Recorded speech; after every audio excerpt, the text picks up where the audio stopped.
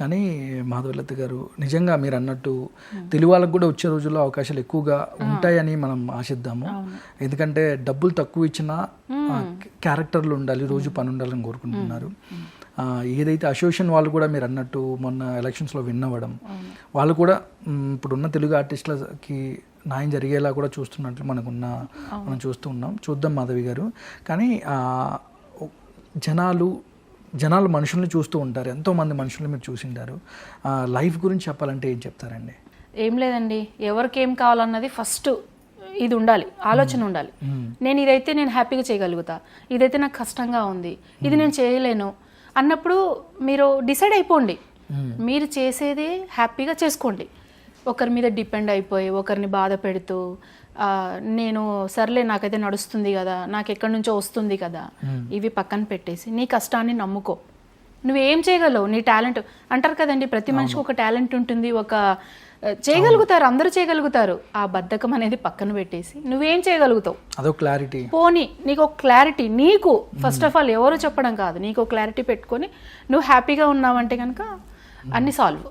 కానీ ఇప్పుడున్న social media జనరేషన్లో అంటే 10 yearsకి ఒకసారి జనరేషన్ మారుతుంది అంటారు. అంటే మీరు ఇండస్ట్రీకి వచ్చినప్పుడు కానీ ఇప్పుడు కానీ చాలా ఇండస్ట్రీ చేంజ్ అయింది. మీకు డిజిటల్ కూడా, అంటే ఇప్పుడు సోషల్ మీడియా చాలా ఎక్కువగా స్ప్రెడ్ అయిపోయింది. సోషల్ మీడియాలో ఒకప్పుడు యాక్టర్స్ అంటే చాలా కొత్తగా ఉండేది, వాళ్ళని చూడాలన్నా కూడా చాలా క్యూరియాసిటీ ఉండేది. ఇప్పుడు సోషల్ మీడియాకి వచ్చాక ఎవరి చేతిలో ఫోన్ ఉంటే వాళ్ళే ఒక వైరల్ అయిపోతూ ఉన్నారు. బట్ కొత్తగా చాలామంది రీల్స్ అని అవన్నీ ఇవన్నీ చేస్తూ ఉంటారు, ఇన్ఫ్లుయెన్సర్స్ కానీ, నెగిటివ్ కామెంట్స్ కానీ సోషల్ మీడియాలో, లేదంటే ఎవరు పడితే వాళ్ళు కొంచెం వల్గారిటీ రీల్స్ కానీ, వీటి గురించి ఏం చెప్తారండి? అది వచ్చేసి ఏం చెప్పాలో కూడా అర్థం కావట్లేదండి. టాలెంట్ ఎవరి సొత్తు కాదు అన్నది పాయింటే, ఒప్పుకోవచ్చు. కానీ నిజంగానే మీడియా అంతా ఎలా ఉందంటే ఇంకా మనం ఏదైనా చేసేయచ్చు, ఏది చేసైనా సెలబ్రిటీలు అయిపోవచ్చు. ఇప్పుడు మీరు నమ్మరు, మన షోస్ కూడా రీల్స్ చేసిన వాళ్ళు అనొద్దు, అంటే వాళ్ళ టాలెంట్ బట్టి వాళ్ళు వచ్చారు, నేను కాదని చెప్పను. కానీ వల్గర్గా చెయ్యొద్దు, ఏదైనా వల్గర్గా ఉండొద్దు. ఏదైనా వల్గర్గా చేసి నేను టాప్లో ఉన్నాను, నేను ఇదిగా ఉన్నాను. ఇప్పుడు వచ్చిన ఆర్టిస్టులు కూడా, ఇప్పుడు వచ్చిన వాళ్ళు కూడా మాకు తెలియదు అలా ఉండాలని కూడా. ఇప్పటికి కూడా మేము పెద్దవాళ్ళు ఎవరన్నా వస్తే, సీనియర్స్ ఎవరన్నా వస్తే మర్యాద ఇవ్వడం అలా. ఇప్పుడు పిల్లలు ఇలాగా, ఎవరు వచ్చినా ఇలాగే, అరే పెద్ద మనిషి నించున్నాడు, మనము లేచి కనీసం రెస్పెక్ట్ ఇచ్చి సార్ కూర్చోండి, అవి ఏవి లేవండి ఇప్పుడు, ఏవి లేవు. చాలా బాధేస్తుంది ఒక్కోసారి ఇలాంటివన్నీ అనుకున్నప్పుడు. అందుకనే టాలెంట్ ఉందనుకోండి, చూపించుకోండి, తప్పులేదు. కానీ ఓవర్ చెయ్యొద్దు, ఓవర్గా చేసి అవన్నీ కొంచెం తగ్గించుకోండి ప్లీజ్. అంతే, సీనియర్స్కి మర్యాద ఇవ్వండి, పెద్దవాళ్ళకి మర్యాద ఇవ్వండి, అంతే చెప్పేది. ఇండస్ట్రీలో మీకు బాగా, అంటే చిరంజీవి గారి తర్వాత బాగా ఇష్టమైన హీరో ఎవరు అన్నారు? రామ్ చరణ్ గారే. ఎందుకంటే ఇష్టం అండి రామ్ చరణ్ గారు? చాలా, ఉపాసన గారిని చేసుకున్న తర్వాత ఇంకా నచ్చేశారు నాకు. రామ్ చరణ్ గారి కంటే కూడా ఉపాసన గారు ఒక మెట్టు ఎక్కువ.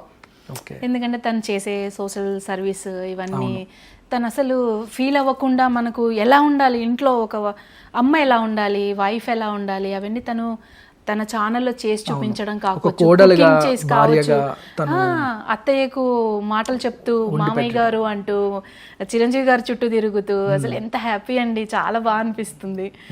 అలాగే నాకు చాలా మంచిగా అనిపిస్తుంది అనమాట. అది రామ్ చరణ్ గారి గురించి. అంటే రామ్ చరణ్ గారి సినిమాలు కానీ అంటే ఏది ఇష్టం మీకు బాగా? అది చేశారు చూసారా, రంగస్థలం. అబ్బా, ఐ లవ్ ఇట్. రంగస్థలం నిజంగా ఆయన ఎంత మంచి పర్ఫార్మెన్స్ చేశారంటే, ఇది కదా రామ్ చరణ్, ఇది కదా చిరంజీవి గారి అబ్బాయి అంటే అలా అనిపించింది.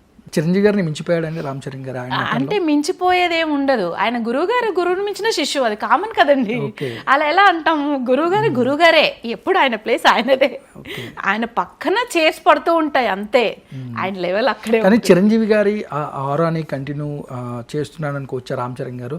అంటే చిరంజీవి గారి స్థాయిని కానీ రామ్ చరణ్ గారు వచ్చే రోజుల్లో ఎలాంటి స్థాయికి తీసుకెళ్ళొచ్చండి? అదే చెప్పాను కదా, ఆయన ప్లేస్ ఎప్పుడు అక్కడే ఉంటుంది, పక్కన చేర్చి పడవచ్చు ఒకవేళ అటో ఇటో, అంతే తప్ప చాలా చాలా మరి అంతే కదండి. ఆయన డాన్స్ కావచ్చు, ఆయన పర్ఫార్మెన్స్ కావచ్చు, ఎందులో తక్కువ అండి చిరంజీవి గారికి? ఎందులో తక్కువ? ఆయన లెవెల్కి ఆయన చరణ్ గారు అంటే బయట ఉండే విధానం కానీ, రామ్ చరణ్ గారు 10 మందిలో మాట్లాడే విధానం కానీ నాకు చాలా ఇష్టం అండి. ఆయన మాలేసుకుంటారు.